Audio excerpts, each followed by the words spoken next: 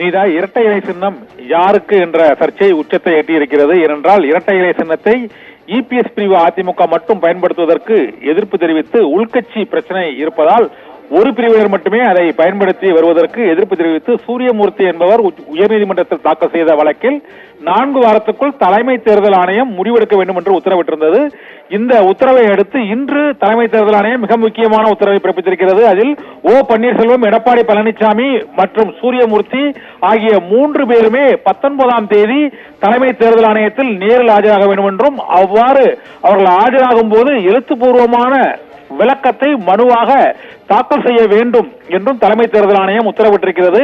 இந்த மூன்று பேரின் எழுத்துப்பூர்வ மனுவில் உள்ள விவரங்களை அடுத்து இரட்டை இலை யாருக்கு என்பதை தலைமை தேர்தல் ஆணையம் 4 வாரத்திற்குள் முடிவு செய்து உயர்நீதிமன்றத்திற்கு தகவலை தெரிவிக்கும் என்பதால் இரட்டை இலை சின்னம் யாருக்கு என்பது மீண்டும் அந்த விவகாரம் உச்சத்தை எட்டி இருக்கிறது.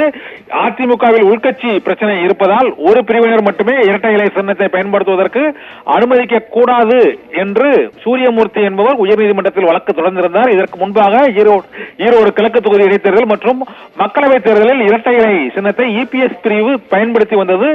ஓபிஎஸ் பிரிவு மற்றும் அதிலிருந்து பிரிந்த மற்ற தொண்டர்கள் உள்ளிட்டோர் இரட்டை இலை சின்னத்தை பயன்படுத்த முடியாத அளவுக்கு நீதிமன்ற உத்தரவுகள் பிறப்பிக்கப்பட்டிருந்தன.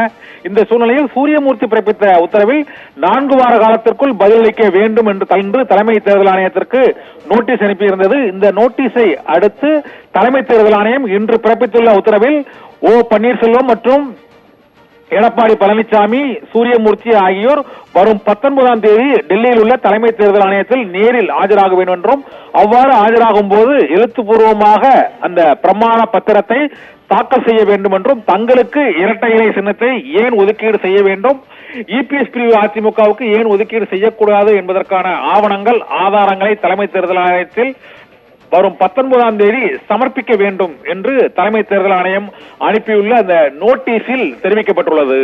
நிகிதா, விவரங்களுக்கு நன்றி கண்ணன்.